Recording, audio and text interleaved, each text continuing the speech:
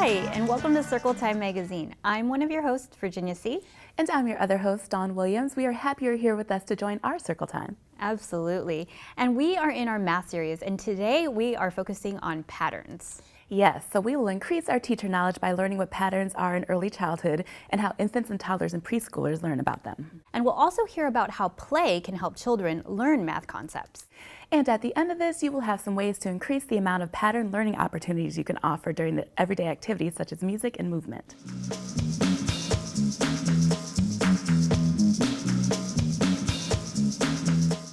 Now we are pleased to have Dr. Elham Kazime join us. She's a professor of math and science education at the University of Washington. And Elham's research focuses on math, but she often does this research with teachers so that they are working on improving instruction together. She's going to be talking to us about how important early math is. Hi, Elham. Hi, thanks for having me here. Thank you so much for being here.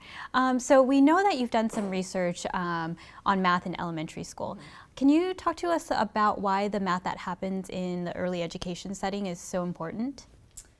Well, with little kids, it's so important to get them excited about working with number, working with space, and for them to feel like it's something that they can do, that they're interested in exploring, and that they're validated for the questions that they bring to the world around them, right? So we want them to feel really positive about themselves and to be have affirming experiences because they're brilliant and they have lots of natural curiosities that we can build upon in school. And we want that to last, right? We want them to take that to elementary school so they still have that love and excitement for learning once they get to standardized testing time. That's right, absolutely. So could you tell us a little bit about why play is so important to learning early math? Well, play is the way young children learn, right? And it's through play, through what they build, through what they notice in the world around them, that they learn to appreciate structure and how things are composed, what happens when you put things together, what happens when you take things apart. And believe it or not, there's mathematics involved in that. So whether they are counting lots of things and noticing more and less, if they're building things and thinking about spatial relationships, it's being able to appreciate all the relationships at play in those kinds of everyday work that they do that really builds their mathematical skills. Okay. So do you have any examples of that involve patterns and how the patterning work in the early education setting is translated, or how that's beneficial in elementary school? Sure. I think naturally children will play with things, build things that where they'll notice things, right? So what we want to do is help them describe what they build so that they can talk about the patterns that they're noticing, right? So let's say they've played with their pattern blocks and they've built something like this, right? And there's lots of regularity in here to notice, right? So clearly you can see the alternating blocks, but there's also ways that this beautiful flower sun is built that involves chunks, right? So to notice that this chunk repeats over here, for example, and this chunk repeats over here, and how that's composed is really important for the way that they understand spatial relationships, right? But also how many it takes to build one of these, right? And how how many blocks are in this entire structure. Could you repeat this again? Could you repeat this whole thing? And what would that look like to construct, right? So even though there are smaller bits and pieces of knowledge in here, it's actually also appreciating that you can make that more and more complex and that kids are curious about those things. We don't have to show them, we just have to appreciate when they are interested and encourage that. So how can teachers facilitate that type of learning? How do they know when a child is interested? What are some of the teaching moves they can use? Right. What I say to teachers is that there's probably just 3 questions that you always need to have in your back pocket that can help you have really productive conversations with kids. So one is just, what do you notice, right? Because that opens up children to say what they describe. Another is, what do you wonder? That way they can ask questions that might involve predicting what would come next, or what happens if, right? And we want to encourage those kinds of things. And then how come or why, right? Why could you not build towers with the dinosaurs very well, but you could better with the blocks, right? So those kinds of explanations that they have to think about is really important for mathematical work, because in mathematics you have to make sense of the problems that you're given, and you have to reason about them, and you have to think about justifying, and you want kids to be able to ask the next question themselves, not just wait for someone to give them a question. Well, then children are really doing the thinking for themselves, like they're problem solving, they're considering it, as opposed to math. I think we often think that there's this one right answer, and you do these facts and you get that right answer, and there we go. I understand math. It's actually not just about right answers, right? It's actually about revising your thinking. So being curious about something, trying it out, and then if it doesn't work, backtracking, trying a new way, right? And it's that persistence that will really pay off in school. That if something doesn't go right the first time, you don't just give up, but you say, well, let me try it a different way. And appreciating that there are multiple pathways to getting somewhere is an important part of being successful in math. Yeah, especially story problems. I need multiple ways to try and figure that out. Yes, absolutely. Absolutely, yeah. So do you have any final messages you'd like for early child care or early child educators to know and to be aware of? Or? Well, I love to tell teachers, parents, to just count. Count everything, count all the time. Pay attention to your everyday learning environments. Talk to the people that are that you interact with to see what they are doing. You know, when I was a parent of young children and we were at restaurants, for example, we'd always find something to ask the waiters about, like, you know, how many tables have you served today? How many chairs are in this restaurant? If I see people folding napkins, we're like, how many napkins get delivered here every day? And how long does it take you to fold them? So just encouraging mathematical conversation. You know, when the kids ask you, are we there yet? You say, well, we're looking for 57th Street. We're at 47th Street. What's the next number going to be? What's that next number going to be? And you watch as the street signs go by, and pretty soon you're there without a whole lot of complaint. See, that's so much more informative than no. Not yet. Not yet. No, we're not there. Not yet. So, I'm going to do that.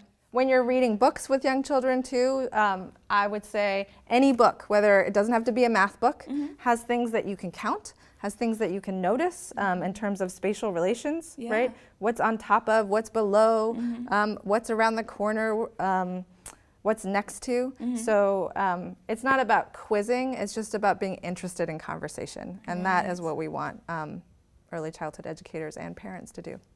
That is so helpful, and those examples are so clear in my mind that, oh my goodness, I could do this all the time, and I'm doing math, and it's not hard, and it doesn't have to be scary. Nope, definitely not. Yeah, teachers can notice what's happening, they can start the conversation, they ask those open-ended questions you offer, and those would be some great ways to facilitate more math learning. That's right. Thank you so much, Ilham. Thanks. Thanks for having me.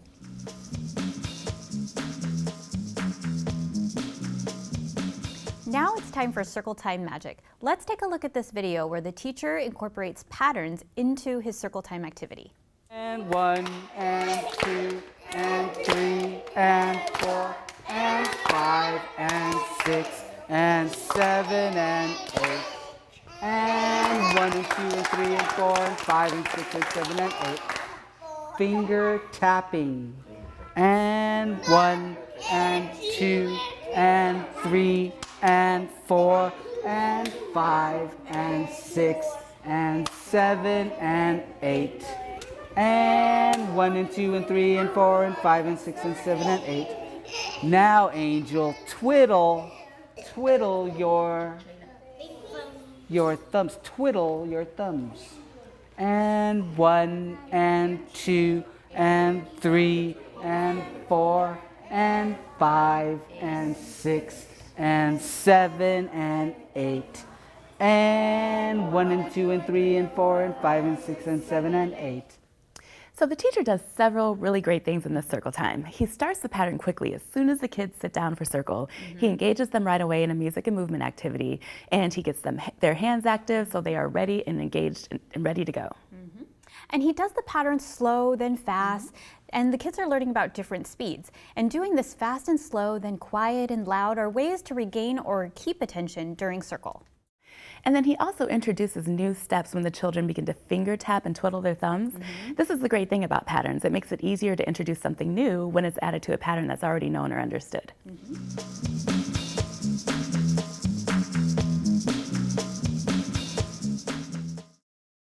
Hi, Soleil. Hi, Virginia. Hi, Dawn. Thank you for being with us today. We want to know all about early childhood patterns. So first of all, what is a pattern? Great question. A pattern is two things. It's regular and it's predictable. So regular means it's an arrangement that occurs in a consistent way. Okay. And predictable means that once you have the unit down or the arrangement down, it just kind of continues in a predictable manner on and on and on. Okay. And there's really two kinds of patterns that we could think of. One is repeating, and that's sort of you might think of, the obvious example of red, blue, that we think of in our early childhood classrooms. But it just is a repeating pattern on and on. Or there can be growing patterns. So we might think of, for example, those nesting Russian dolls. There are a growing pattern of concentric shape, one around the other. So it's a repeating form, but continuously larger. And so that would be called a growing pattern. Okay. So like you said, there's those, objects that make a pattern, but I'm guessing that patterns are in other places as well. Where else can we find patterns? Yeah, everywhere. I think that's a great question. And so I would never want us to be limited. I think often we think, we have a pattern board and red, blue, and now kids know patterns. They are everywhere, and it's such a rich opportunity to notice them at any time of the day, all over. But a couple ways we could think of them are, for example, actions. I like to think about dance. Dance is a pattern. Once you learn the steps, you can repeat them, and which is so fun. Everyone can learn it and do it together. Also sounds and music. So if you think about the drum line or the bass line in a song, it's a repeating pattern. It just continues. You could also think about, really in terms of mathematics specifically, numbers themselves are patterns and create patterns. So the base 10 system, 0 through 9, is a repeated pattern. And so once children start getting the pattern of counting 0 through 9 or 1 through 10, then they can build with that. And then also events. So you might think about the holidays, right? Every year, certain things happen at certain times. Back to school or your schedule even, and this is really important for infants and toddlers and preschoolers. That consistent schedule of events at school is a great way for them to get exposed to pattern, and also helps them, once you know what's happening next, you can begin to recognize and participate in the pattern. Great. So how are children developing a sense of pattern? Right, that's another great question. And it is true that in pattern, just like in geometry or number or measurement, it starts early. So there's a pattern there, right? That's something, it's always going to start early. And so, for early on, it's just recognizing what patterns are. And so we think about infants and toddlers. Peekaboo is a pattern, open and shut. Open and shut, and so they're recognizing the pattern. So recognize is the first step. And then it could be copying the pattern. So them doing it also with you is the next step. And then, next is describing the pattern. So the more often children participate in a pattern or recognize it and have lots of language with their, caregivers around it, the more they're able to use words to describe it. So we'll go back to our example with the shape blocks here. So maybe we have our square and our hexagon, and I'm choosing to focus on certain aspects. I'm not talking about the color, I'm talking about the shape. So I have a square, a hexagon, and a triangle, and I'm gonna, this will be a repeating pattern, square, hexagon, triangle. And so once children are able to recognize and see this, at a certain point they're able to describe it. I might ask a child, could you read the pattern to me? Could you describe to me what this pattern is? And so at a certain point, children are able to do that, especially if they've been exposed to that rich language related to shape. And then they're able to create their own patterns. So they're getting used to these patterns, they're noticing them, and then they may, you know, in terms of shapes and with the blocks, make their own unique patterns. Or I think it's really fun to invite children to make patterns with sound or music. So hear a rhythm, repeat it, and then what's your rhythm going to be? And then finally, they're really able to extend patterns. And so that's to identify a pattern. And again, it's easy to demonstrate with shapes here. So they may make their own. And then they might get interested in really extending it as far as they possibly can to just see what does that look like when you extend the pattern as long as you could with all of your materials or all of your time or whatever. So they're really going to extend that pattern as well. And that is so helpful to know that patterns really can be a way to scaffold, and so there's new learning that can happen because of its predictability and consistency. Yeah, I think that the beauty of a pattern is it is so predictable. It creates a sense of security, and so children are able to kind of grow with it and own it themselves too, and be really competent once they start noticing patterns and can repeat them themselves. And it's really everywhere, so you can do it anytime without materials even. Absolutely, you can always notice patterns. Thank you so much. Thank you.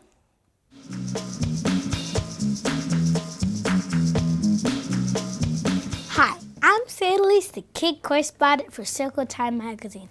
Today, they're going to be learning about my favorite thing, patterns. Now, I really want to see this, so I'm just gonna be right back, and I'm gonna be back telling you about everything. But remember, for a pattern, we want it to be repeating. So we do one thing, then the next thing, then the next one, then it happens over and over and over again. Basel, I heard you sharing an idea. What else should we do? Stomp and tap. All right, so stomp, clap, stomp, clap, stomp, clap. Oh, what? 1, 2, 1, 2, 3. 1, 2, 1, 2, 3. 1, 2, 1, 2, 3.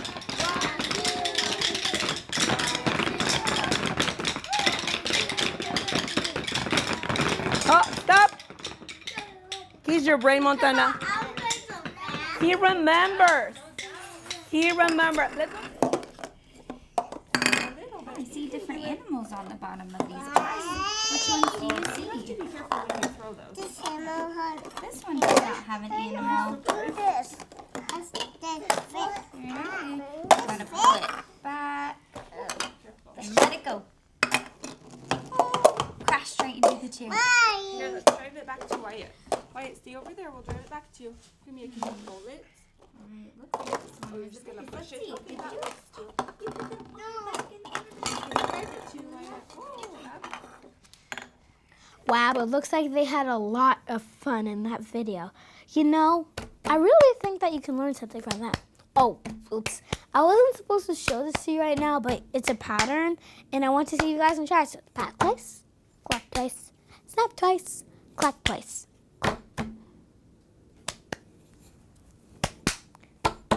And I hope you can try it too. Bye!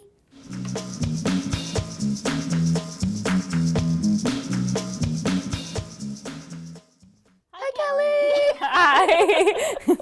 How are you guys? Good. Excited to see what you brought. Yes, I brought a mixture of some patterning and some music materials this week. So the first thing I brought for us is a really cool open-ended pattern tray that you can just purchase from, a local store.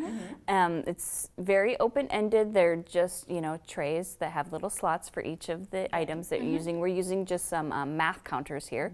And on the top we have a typical A-B pattern. So it's the blue, purple, blue, purple, blue, purple. And then below we made it a little bit harder with the AAB, so the orange, orange, yellow, orange, orange, yellow. The really great thing about this tray is because it's so open-ended, it can really support a lot of different age groups. So if you have kids who are just starting out with patterning, You can add some support in there. So you could add in like color. If you're patterning by colors, you could add in some like color circle stickers. Great idea. You could add in, if you're teaching it, by the A, B, you could add some stickers or just some tape that has that in there to help support that. And then eventually they can move on to creating their own patterns as well. So that's a really great open-ended way. If you don't want to purchase that, or if you have some plastic food trays at home, which many of us might already have at home, which I did. So I just added some tape to this and kind of made my own patterning tray. And for this one, we have demonstrated a growing pattern. So we have 1 blue dinosaur, 2 red dinosaurs, 3 green dinosaurs, and 4 yellow dinosaurs. But for this food tray, you can make it however you want. You can make as many squares as you want. You can make as few squares as you want. So that's another way to kind of support those early patterners versus the more advanced. Great way to individualize. Absolutely, absolutely. And again, you could add those supports to this tray, the same as you did for the other tray. So that's two really great options for patterning trays. Great. Next, we have a CD called Math All Around Us. And this is a great way to incorporate music into patterning because as part of music, there's rhythm, there's different movements, there's different patterns that are in the music already. So this is a great way to utilize those patterns that are already there. And this specific CD has a lot of really great math-related songs. And so there are some ones that are specific pattern songs on here that you can utilize in your classroom. And you can also just use the other songs as well and look for the patterns in there. So it's really kind of like pattern hunting with your children. So that's a really great way to kind of utilize this specific CD as well as music in general too. This talk of music brings us to our behavior management minute for the day. So sometimes transitions can be a little bit tough. And you can use music definitely, right? So you could use music and movement to make that a little bit easier, especially if you're going to teach them a pattern. So let's take outside time, for example. Outside, you're out there, it's time to come in. Nobody wants to come in because I'm busy playing outside.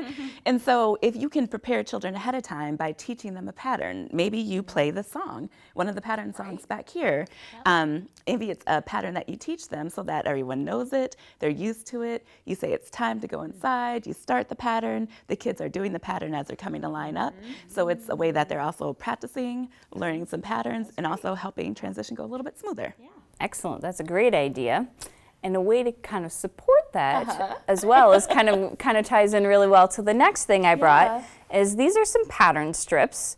And this is a great way where you guys could create your own class pattern where you guys are going outside. And this specific one is just kind of the key where you're going to either clap, you're going to stomp, or you're going to hum for this specific one. But you can make it whatever movements or sounds that your children want to make.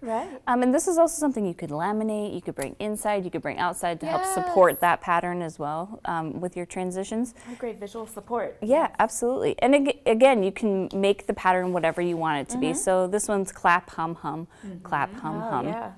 And then this one's stomp, stomp, clap. So it can be really whatever your children want. And then you can even give them the blank ones and they can create their own. So I just have pre-cut out shapes, but you could make your own shapes. You could draw shapes for those children who are really interested in the art aspect of it as well. So you could do, clamp, clap, stomp, whatever you wanted to do. You can make your own pattern for that too. So that's kind of a good visual way to support your patterns as well. Yeah, and you can make your own pattern strips yourself. So check out this video on how to do that.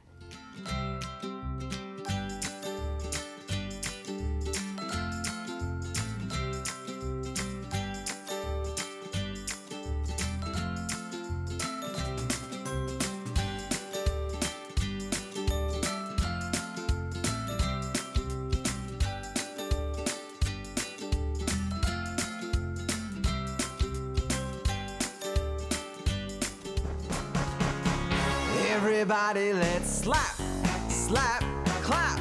Everybody, let's slap, slap, clap. You can do it now, slap, slap. The next thing I brought is some fun egg shakers. Right? We gotta all shake them.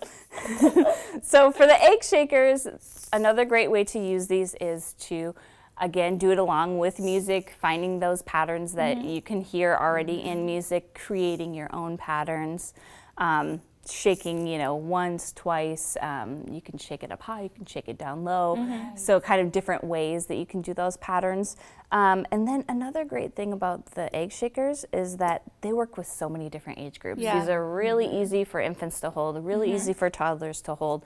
Preschoolers love them as well. So this is a really great, active way to get them involved in the pattern. Yeah. Right, and a great family childcare activity, right? And you can just advance the level of difficulty depending on who's there. All children can participate in the same activity, no matter what age they are. Absolutely, absolutely.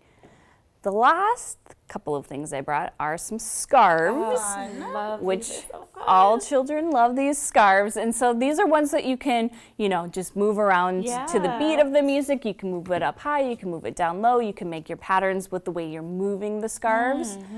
So that's a really great way to use it kind of every day in your classroom. One of the ways that you can kind of make it a little bit more advanced is by doing a growing pattern with scarves, which is a little bit more unusual. Okay. But you can start by, I'm going to fold my scarf one time, Okay. and this is what it looks like. And then Dawn's going to fold her scarf 2 times, and that's what it looks like.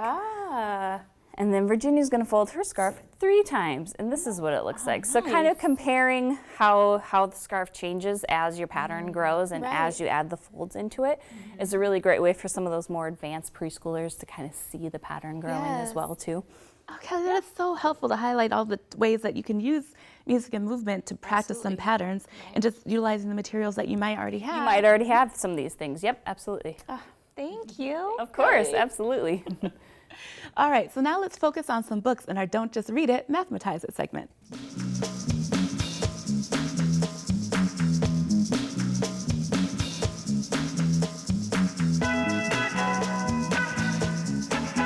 Hi, Kristen. Hi, Dawn. Hi, Virginia. How are you? Great. Good. Thanks for having me today. Absolutely. I'm super excited to show you what I have because I have lots of fun books that teachers, caregivers, family child care providers will really want to read in their classrooms. And a lot of these might be familiar already. Okay. Some of them. Although not all of them. So the first one I want to read to you is, or show you, is The Napping House. The Napping House is a great pattern book. It's a rhythm, it's a pattern. It has a growing pattern from what I've, fantastic. right? So so first Granny's tired, she takes a nap. Little boy gets tired, he takes a nap on top of Granny. Then the dog, then the cat, then the mouse. So it's really fun for children. Of course, the bed breaks at the end, they all go flying, it's really fun. So they're able to visualize the growing pattern in there. Exactly, exactly. The pictures are phenomenal. It's a very fun book. Yeah. All right. So this book got me thinking with the patterns, with the growing patterns about oral storytelling. So I don't have a book, of course, to show you because oral storytelling doesn't need a book. It's telling a story that is based on patterns, based on rhythm, right? And maybe changing the words a little each time. Oh, like going on a bear hunt. Going on a bear hunt. That's exactly what we're talking about. Exactly, going on a bear hunt. You don't need a book for that. You can chant it, you can clap it, but you remember the pattern and you remember the rhythm, right? And I actually remember my family, my mother would tell me oral stories when I was a child, and there was this rhythmic pattern, one about a mosquito, and then another animal comes, and another animal comes, and, I just remember it till this day. Right.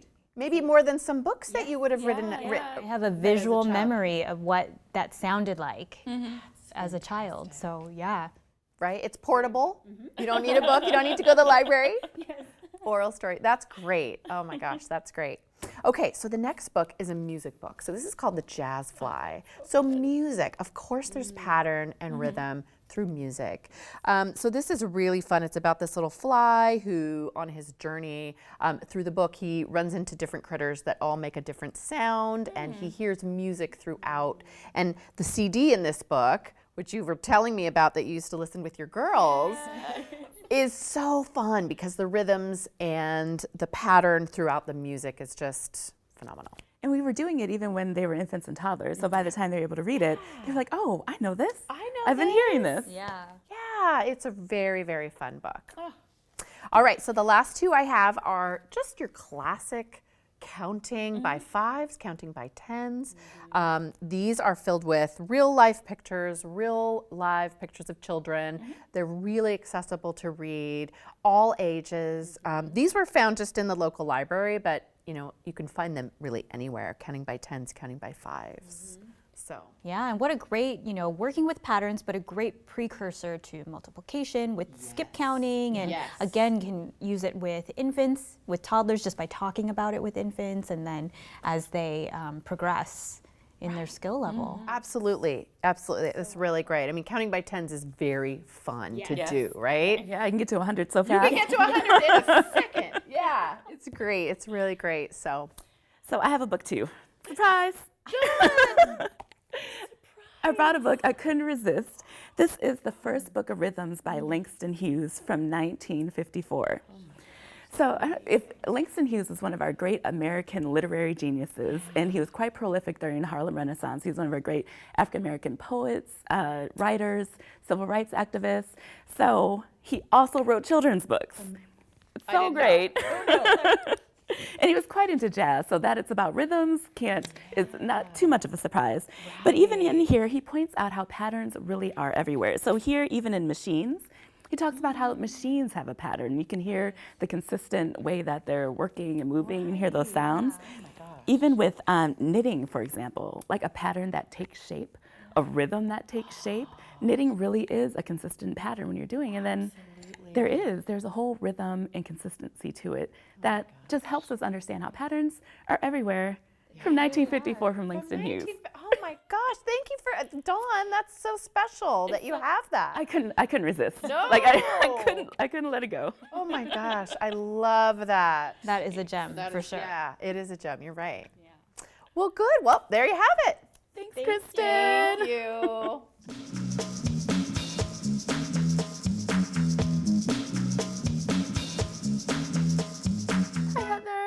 Hi, Dawn. Hi, Virginia. How are you? Good. How are you? I'm doing great. Thank you. We're excited to see what kind of tips you have for us today. So am I. I'm already getting better. My resiliency is increasing. So I want to ask you about rewarding yourself through relaxation and recreation. What are the benefits of that?